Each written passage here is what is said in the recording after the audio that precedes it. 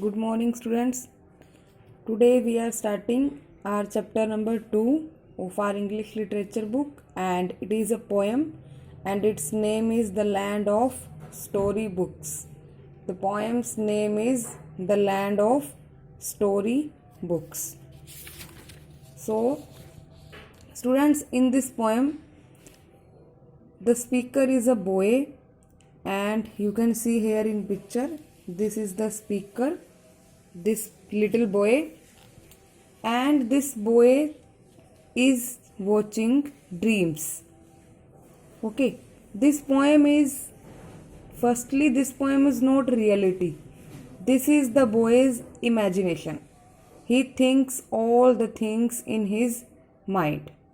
Okay, students, जो ये लड़का है, जो ये बच्चा है, वो क्या करता है? इमेजिन करता है, अपने माइंड के अंदर कल्पना करता है, इमेजिनेशन करता है कि उसको क्या कुछ दिखता है. Okay, so I will translate the poem. Try to understand it. At evening when the lamp is lit around the fire my parents sit. At evening, so it is the evening time, शाम का समय है. When the lamp is lit means when the lamp is on, the lamp is giving light, lamp चल रहा है. Around the fire my parents sit.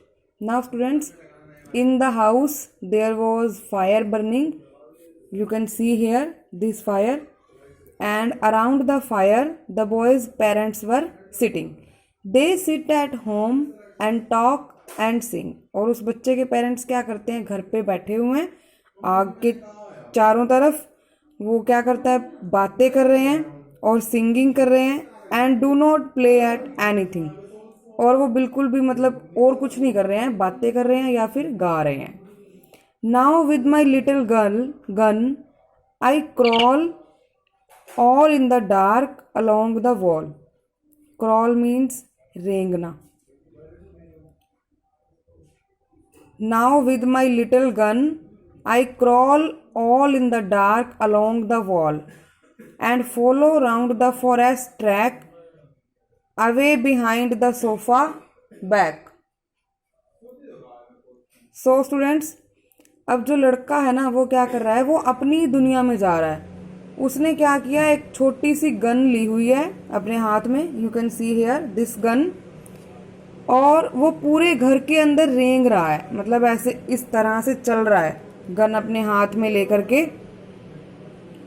और अंधेरे में चलता है वो दीवार के साथ साथ. And follow round the forest track. Track क्या होता है? रोड, जैसे ये है. तो वो लड़का क्या करता है? रेंग रहा है और जंगल में उसको ऐसे फील होता है जैसे वो जंगल के ट्रैक की तरफ चल रहा हो.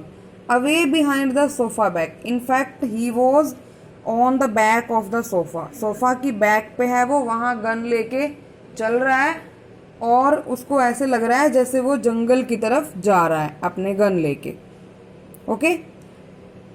There in the night where none can spy all in my hunters camp I lie.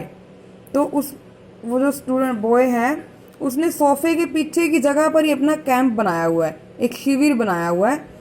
तो रात को where none can spy. Spy means a person who tries to get secret information.